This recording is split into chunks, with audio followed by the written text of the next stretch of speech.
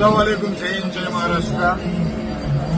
हमारी जो कंट्रोवर्सी थी वो कंट्रोवर्सी नहीं थी, एक बात थी और वो बात ले करके आज मेरे साथ विशाल सिंह आया है।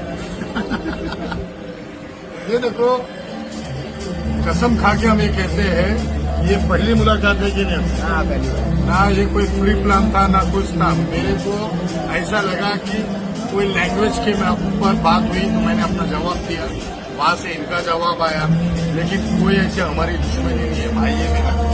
और बिहार यूपी के पवन भैया के हम लोगों के चाहने वाले जो हैं, जितने भी उनके फैंस हैं, मुझे पता है आप लोग अपने सीनियर की बहुत रिस्पेक्ट करते हैं, क्योंकि पवन भैया जिस मेंटालिटी के इंसान है, मुझे पता है उनके फैंस भी वैसे ही हैं।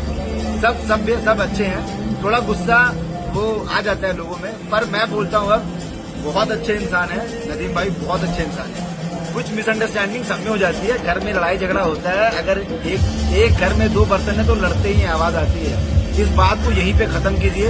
ये हम लोग के बड़े भाई हैं और पवन भैया से भी बहुत बड़े हैं एज में, वो फिजिक वैसी है कि किसी को आज मैं एक बात बोलता हूँ, पवन भाई का एक ऐसा जुमला था कि हम महाराष्ट्र और मुंबई की रिस्पेक्ट करते हैं, जिस स्टेट ने हमें इज्जत दिया, तो मैं कहता हूँ असली कलाकार पवन सिंह। क्यों मालूम है? पवन भाई के अंदर एक ऐसी चीज है, बात करना, इज्जत देना, रिस्पेक्ट देना, उस बंदे से सीखो, बेहतरीन है। कभी कभी हो जाती है, अरे वो छोटी मोटी बातें हैं। अभी मैं सबसे बोलूंगा, जितने भी यूपी बिहार के लोग हैं, जहाँ कहीं के भी जो लोग भैया को चाहते हैं और उनकी वजह से, एक वीडियो की वजह से इनसे जो इनको हेट दे रहे थे, मत दीजिए।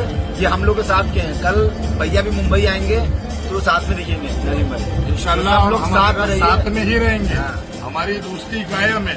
इसी बहाने लोग मिलते हैं, चाहे जो बहाना हो जाए, मिला दोस्ती चला, अच्छे के लिए होता है। अच्छे के लिए होता है ना।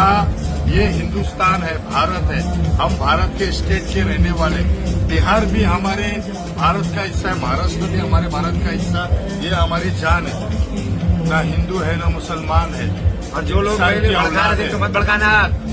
ये चेहरा देखा क्या, साथ में बैठा है, समझ में आया? मेरी लैंग्वेज में अगर बोलूंगा ना तो सीधा ठोकूंगा।